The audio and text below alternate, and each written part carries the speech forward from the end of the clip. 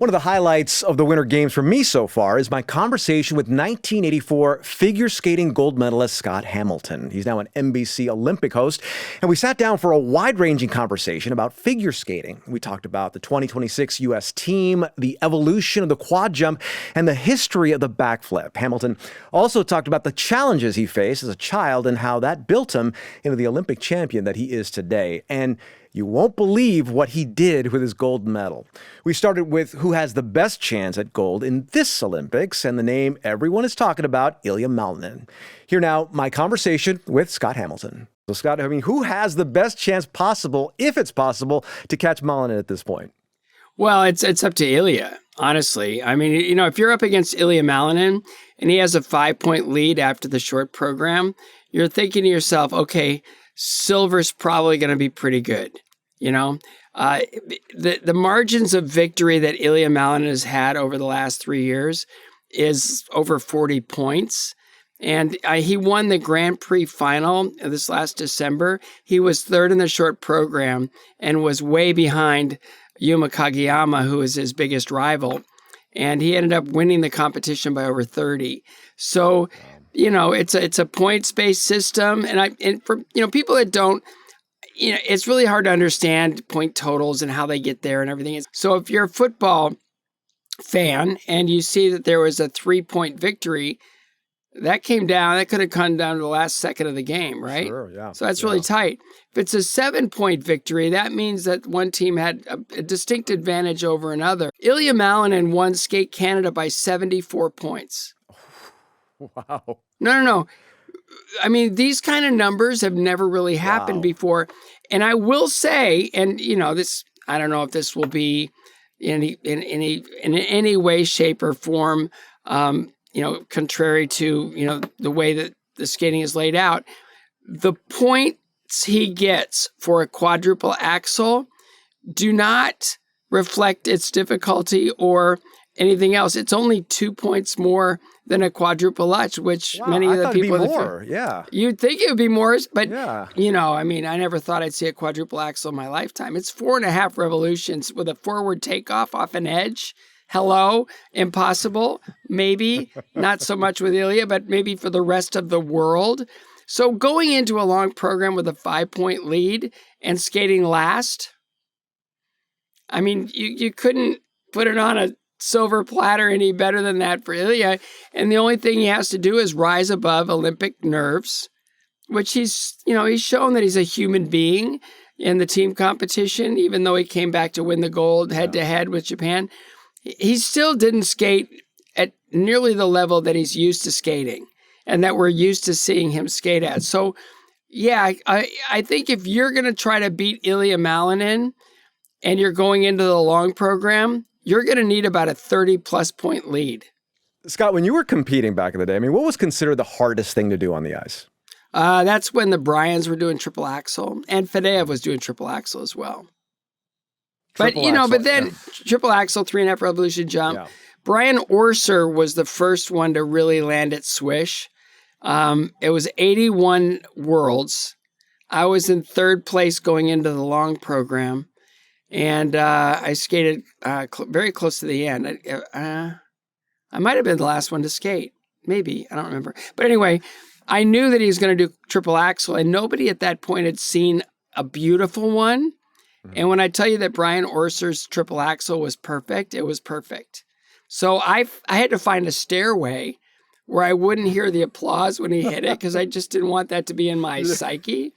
And so I found this empty stairway that was going up and down in the back of the building. And I was in there, I was like, la, la, la, la, la, la, la, la, la, la. And I heard, wow. Oh, no. So how does that happen? How does this evolution happen? Is it just training? The athletes are getting better? What's the main reason? I think a lot of it happens because coaches know that they'll need that little extra, right, for their student, right? If you want to win, it'd probably be better if you did this, right? And skaters are always challenging themselves. I knew that double lutz was one of my best doubles, so I started working on triple lutz, thinking that if I got triple lutz, I could get ahead of the game a little bit. And so I worked on it the first year, and I ended up falling on my hip so many times that my right side was swollen just below my rib cage all the way down to my knee. So I started landing it, and I got it so down that I never missed it in competition, and that put me ahead of everybody for those 4 years. You have these guys that introduce it, and going back to the coaching, when I learned how to skate, it was up and in, right? Up and in, okay. Right? So you jump up in the air, and then you start rotating. Well, Ilia Malinin is rotating the second his feet leave the ice. And the physics of that, I think, gives him a second up, because it gives him that height. It just, the rotation of it carries him in the air. Yeah. And it's almost like he's suspended there. It's almost like he's defying gravity. Well, he's got to start the spin early, though, doesn't he? I mean, to get all the rotation. The second his feet leave the ice, he's rotating. Yeah. If I would have learned triple axel, how they're teaching it today, totally would have had it. With Malin, I'm wondering how much is it just an athlete deciding, I want to do something different and maybe better than before? Because I'll never forget, okay, so in Major League Baseball in 1988, the Oakland A's had a player named Jose Canseco. Oh, yeah, everyone knows who. Yeah. So before that season began, before that season began, he decided that he was asked about his goals for the season. He said, I want to hit 40 home runs and steal 40 bases. Yeah. Everyone looked at each other. No one had ever done that in Major League Baseball history. And they told him, no one's ever done that. He's like, well, that's what I plan to do. And then he just went out and did it. Yeah. So I'm wondering with today's athletes, in this case skaters, they're just saying, look, I want to do this. And they just work on it and manage to achieve it. Again, it comes down to many, many, many things, right? So I always tell my kids, I wrote a book, I guess 8 years ago called Finish First. Somebody always asks, what's it like to win an Olympic gold medal? I go, well, here's what it takes, And so to kind of lay it out in a very logical fashion, but it comes down to the greatest strength. Like you think about that for a minute. What would be the greatest strength in figure skating? Or pretty much any sport where it relies solely on you. Let's say you're a tennis player or a golfer or any individual sport. What would be your greatest strength? I would say consistency, training consistency. Close. No, it's a lack of weakness. Okay. If you hit the ball off the tee 350 yards and you can't sink a 3-foot putt, you're not going to win anything, right? So you've got to be good all the way through. All the way around, yeah. It's like, well, how are we going to do this? Well, you just got to start now and start bringing up these little kids to start rotating like Ilia Malinin, and you're probably going to be okay. But in that, he has to be a good spinner. He has to pull the levels on his spins. Otherwise, you're giving points back to the field. He's got to get the levels, and levels mean there are certain elements to every element that allows it to have greater difficulty and better value. Like the way he enters triple axel in his short program is he's going backwards on a left outside edge, and then he does a turn forward without putting his other foot down, and he jumps straight into triple axel. Okay, that is hard because everything is moving, but everything has to be in the right place at the right time in order to get you in the air so that you can rotate straight. I saw so many athletes, they'll swing that left leg under, and all of a sudden, my coach would say, for every action, there's an equal and opposite reaction. As soon as that leg comes to your right leg on an axle, comes too far over to the left, you're going to be rotating like this, right? Ooh, and so the other way is, if you're rotating right, your foot can come down, you might be able to land it. If you're rotated left, it's going to hurt really bad. And so, but it comes out to you have to be strong in every aspect of the competition. Yeah. Otherwise, you're giving points back to the field. Yeah. Now, Scott, one of the things that you two have in common is the backflip. Mm-hmm. Malinin does a backflip. You did a backflip. Thousands. Yeah. Give us a history of the backflip because, it's still, I know it's been done before, but it's still impressive every time I see it. Well, it's funny that there's this guy in the 1940s. His name was Skippy Baxter, and he was really good. He was really talented. He could do anything. And from the way the story is told, he said, you know what? I bet if I go backwards really fast and stick my toe in the ice, I could get over on a backflip. Ooh. And so he did that, and he got over on a backflip. He did his last backflip at 70 years old. 70 years old, a backflip. Wow. And when I turned pro in 1984, I joined the Ice Capades. So I started working with a gymnastics coach. He taught me how to get over on a backflip, and then some of the ice show skaters would tie a towel around my waist, and they would spot me going up and down on this flip until my body learned the motion. And I remember I was in Salt Lake City the first night of my second year of Ice Capades, and I put the backflip at the beginning of the program because I didn't want to do it on tired legs, because I didn't want to like land on my head. That's really smart. Well, you know. So I come around, I'm building up speed. No one ever saw me do anything like that before. And the adrenaline was flowing so thoroughly that I went up in the backflip, and it felt like it was in the air for 20 minutes. It just wouldn't come down. And the second my feet hit the ground, the reaction was so outrageous that I said, I am never leaving the house without one of these bad boys in my suitcase. So for the next 19 years, I did backflips in my programs and on the ice. And a lot of people think I invented it. You know, Terry Kubica did it in the 76 Olympics and got marked down. You know, he got penalized for it. And there's a lot of people like, so why was that penalized? I mean, it's one of the most amazing things that anyone could ever see on the ice. Why is that something that's been like taboo for so long? Well, I was a delegate at the ISU Congress one year, and the newly elected president of the ISU said, okay, I'm going to take some questions. And I raised my hand, and he said, what's your question? I said, why are backflips illegal in competition?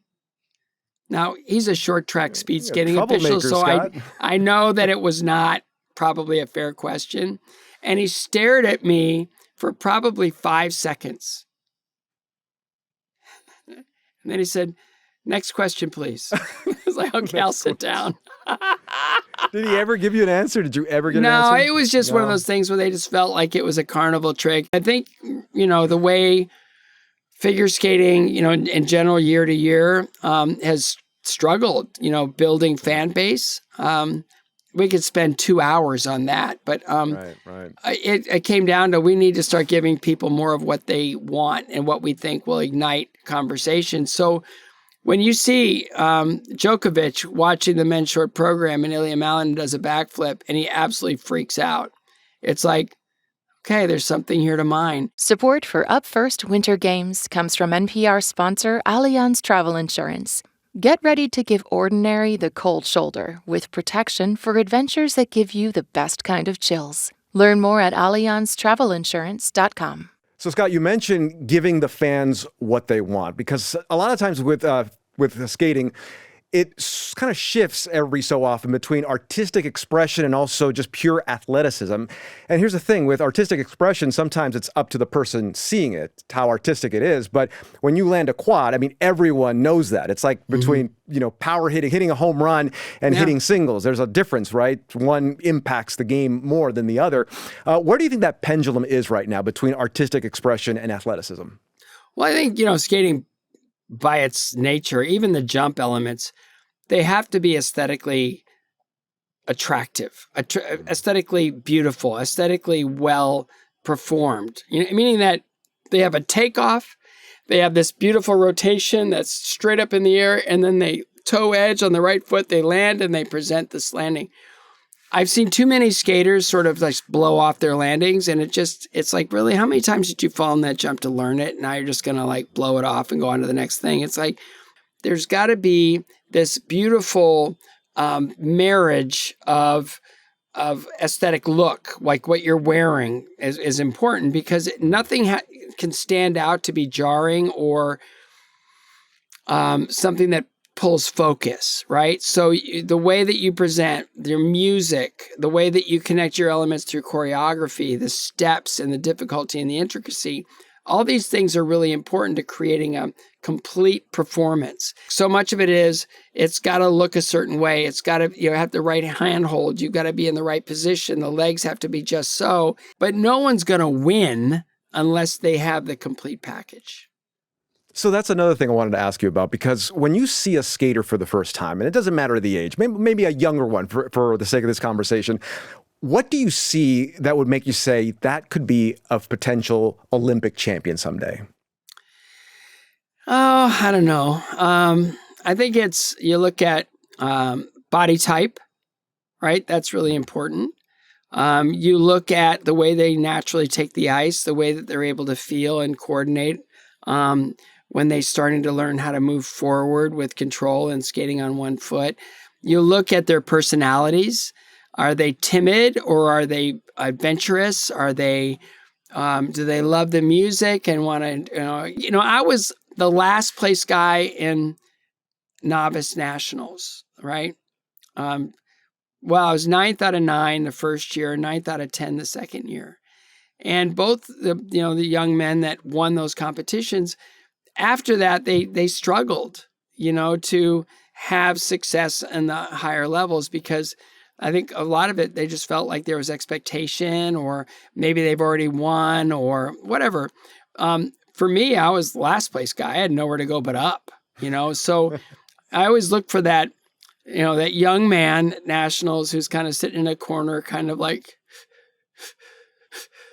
because he's embarrassed because he came in last at novice nationals. And I was telling him, "You're my man. You get over here. All right." So you're telling me you're looking for a mirror. If you see what Scott Hamilton used to be, that's a champion right there. Well, no, because I'm the most unlikely person ever in the history of the Olympic Games to ever win a gold medal, honestly. The most unlikely. Why? So I was very sick as a child. So to give my parents a morning off, I go to Saturday skating lessons. And, it was one of those things where I realized that I could skate as well kids, because I was always the youngest, the smallest. Yeah. I was always the weakest. I was always the sickest kid in my class. And so I was always the last one chosen for any sport, always.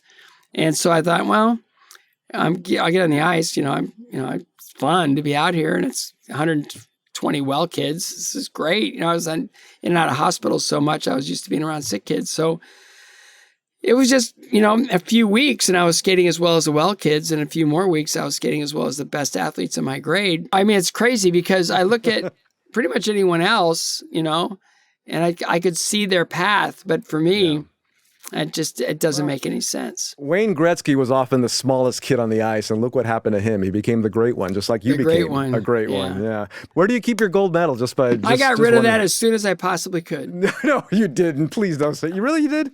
Yeah, it was in a brown paper bag in the bottom of my underwear drawer for 8 years. And you got rid of it? Yeah. I gave it to the U.S. Figure Skating Hall of Fame Museum, along with every other medal I've ever won. They're gone. I don't have to look at them. I don't have to acknowledge them. I don't have to. No, I've seen too many athletes get stuck. Stuck. They can't move forward past their Olympic experience and identity. And it's toxic. It can be. First thing I did when I got back from the Olympics was met the governor of Colorado, and he said, "Have you ever heard of the hometown hero syndrome?" I said, "No." And he said, "It's kind of when the high school quarterback throws the bomb at the end of the game to win the state championship, and he gets carried off the field on everybody's shoulders, and he expects his whole life to be that way." And I go, "Yeah." And he goes, "I want you to enjoy the fruits of your labor. Just know it's going to end and be ready for when it does." And I thought that was the most generous thing anybody's ever done for me. Yeah. And then I went to speak at the Paralympic banquet the next night. And I was told to wear my medal and my Olympic clothing, and I did. And I walked in and I saw every description of human being you could possibly imagine. Losing legs, sight, hearing, arms, like really having to dig deep just to live a normal life. And they're winning Olympic gold, silver, and bronze medals. And they're competing at the Olympic Games. And in that it affected me. Like, who am I? Like, nobody. Like, I'm nobody. So I got the medal, it offended me in a really weird way. And it wasn't until I came to faith that I understood it could have become an idol. And so I just decided I'm not going to acknowledge it. I got to get rid of it somehow, but I want to do it responsibly. And so when I was inducted into the World Figure Skating Hall of Fame, they said, would you like to put anything on display? I go, everything.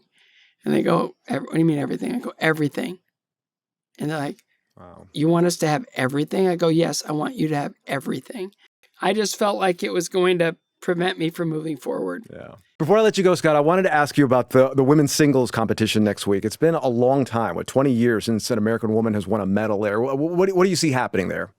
Well, it's USA versus Japan, really. Just like in the men, for all intents and purposes. I think, last year, Alyssa Liu's victory at the World Championships and her victory at the ISU Grand Prix final, those were pretty significant wins for a young lady that really came back to skate to have fun skating. She kind of quit for a few years or a couple years. And then she said, I just want to see what I can do. She came back and she won Worlds and Grand Prix final. So coming in, you'd think she would be the ultimate favorite. But then you watch the team event and you see a very focused and a very prepared Kaori Sakamoto, who's a three-time world champion. And you're thinking, okay, this is going to be a bit of a climb for the American women. And so I would, if I had to bet on this, I would probably, I think there's going to be a great representation from the U.S. women. But I look at what happened in the team event. I think Kaori is the favorite to win the gold medal in the ladies. Okay. Scott, one of the things I think everyone feels about you is that you are about as passionate as the Olympics as any person on the planet. So I need to ask you, when you think of the word Olympic, what does that word mean to you? Well, it kind of goes back to Sidious Altius 40. It's faster, higher, stronger.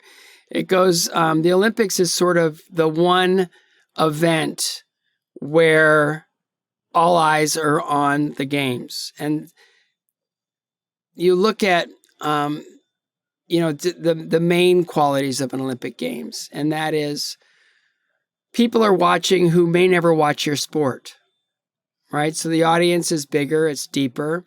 And then you look at the Olympics as the world coming together in peace to have friendly competition and a celebration of culture and diversity and all the things that we as human beings should embody like year in, year out, every single day. But the Olympics showcases all of it in such a beautiful and powerful way. And when I see, athletes trying to make some sort of political statement, it's like, take the day off. We're above that, right? The Olympic movement is above politics. There's going to be problems in the world, always. There always has been, there always will be. And if you got a voice, use it.